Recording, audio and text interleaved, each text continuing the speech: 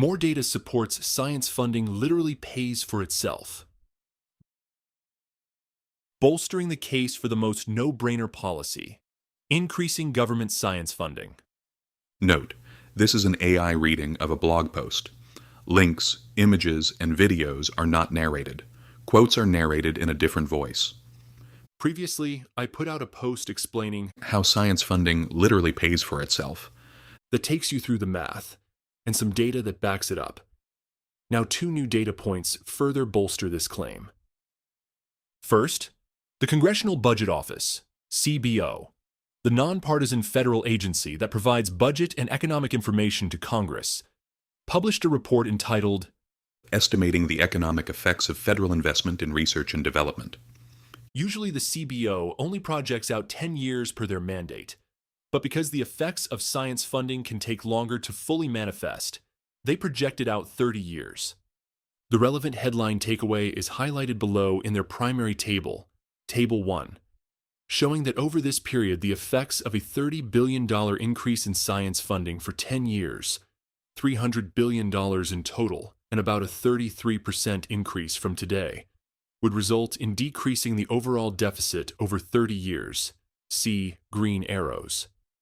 The decrease is about minus 2% on average if the R&D funding increase is financed by reducing non-investment spending, and about minus 1% on average if the R&D funding increase is financed by borrowing.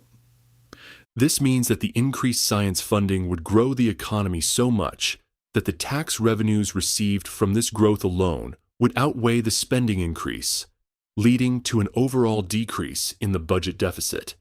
In other words, increasing science funding, at least by this amount, is a complete no-brainer, so let's do it already. A few years ago, the CBO did a similar report for infrastructure spending and compared the two in this report, finding the ROI effects of science funding to be about 7 times greater than infrastructure spending. Again, so let's do it already.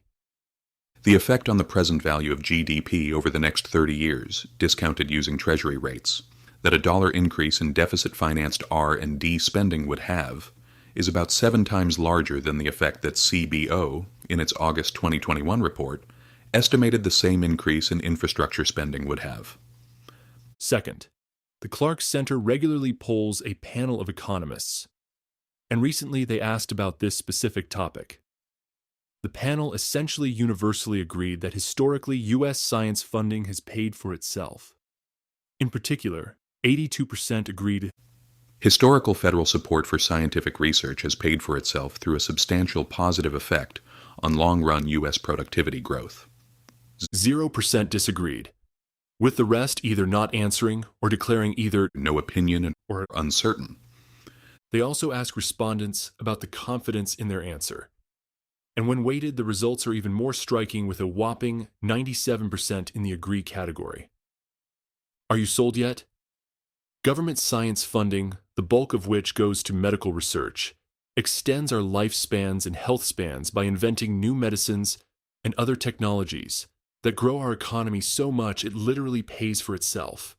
I get that this is not the most flashy policy area, but it is the most obviously good for our long-term future.